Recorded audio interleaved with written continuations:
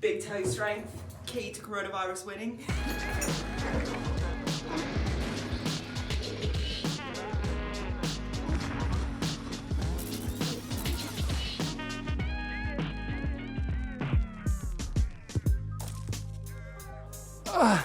So apparently, today is our 50th vlog. So Angus has asked me to chat about some of the kind of defining moments of perspective pictures that we've had in the past. I mean, there's been quite a few really. Obviously one was skateboarding across America. We hitchhiked from the top of India to the bottom. And then after doing that, I came back to the shed in my parents' garden, which is just over there. So there was this day where it was a really small thing, but we had 2 extra people helping us in the studio. And it was me, Ollie, and 2 other people. We were just in there. I remember just feeling like, sounds cheesy, but just like really happy, and I just felt really proud because it felt like a company. Moving to London for the first time, that was a really big time. But yeah, we moved, and then like that was just such a big day. I remember like making the office really nice, and it was just a little cupboard really. Like you made a thing, you know, you had an idea for something, and now it's a thing. So I think that the moment, or the little moments along the way, have always been like sobering moments where you just sort of go, holy fuck, this is my job. Like, this is amazing.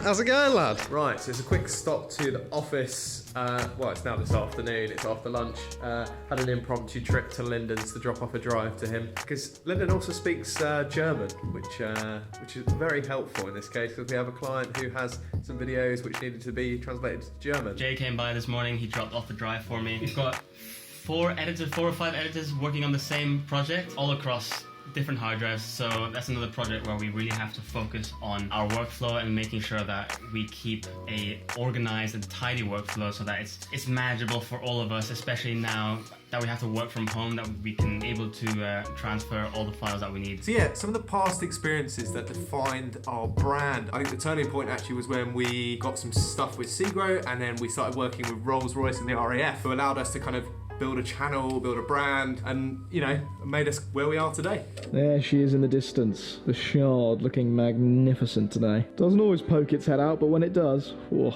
Today is our 50th vlog. Woo! 50 vlogs, damn. It's funny, I think the brand is very much a living entity of what it just used to be from the YouTube channel. So many kind of things that we cared about when we were making dumb videos in Rupert's garden still carry forth today. One of the big things that we've always done, even since we were just a YouTube channel, is that we always try to make the best content possible, and we always improve on what we've previously done. Even when it was trying to entertain fans on YouTube, it was always like, how can we make these Nerf gun videos better? Bigger, more explosions, more bullets, more everything. And that's still exactly the same today, just without the Nerf guns really. That element of always improving and bettering ourselves and creating the best content possible is something that we've always done, and probably will do until forever, I guess. So, how do you build a unique and interesting brand identity? So that's really difficult. I don't think I've ever possessed the kind of qualifications or experience to just build a great brand straight off the bat. You know, when we started Perspective Pictures, it was pretty boring and bland, and, you know, we just copied the big players and just kept it really safe. But I think that it's a process, and it certainly was for us, where over time we'd work out what made us special and what our clients liked about working with us and what caught their attention. And then whenever we got that feedback, and some of it's data-driven, a lot of it's anecdotal, you just sort of zoom and hone in on it and really put your weight behind it and really build out the rest of your identity around that. So a recent example of that is our first kind of big Facebook ad that we did to kind of market our services. We put a tank in it, me sort of riding a tank, and I crushed the car. And everyone was like, oh my God, like, we've seen you in the tank ad, or like, oh, you're the guy from the tank advert and stuff like that. And like, that was a big part of what people associate with us. And then I went, great, well, that was just sort of a one-off thing we were planning on doing. But after we did it, we got this kind of traction. So we went, well, let's just keep putting tanks in it. You know, and then we're trying to introduce new things. So we're introducing this puppet, which is kind of a bit of a joke. You know, and there are all these kind of different things. You know, when we started, we didn't really use orange that much in our branding. We didn't have the logo that we have today. We didn't have any of the font. You know, it's all an ongoing process.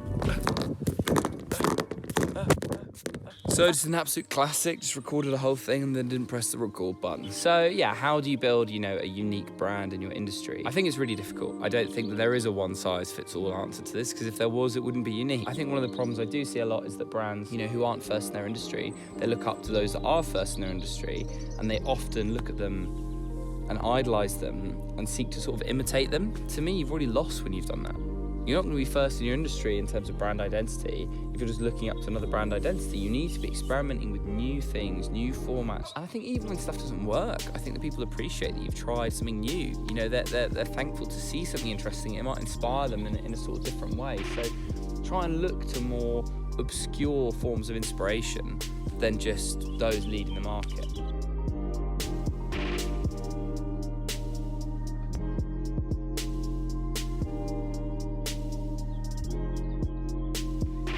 Hashtag viral kindness. It's one thing that is really positive coming out of this whole experience we're going through, and it's that sense of community and knowing that you can count on your neighbours.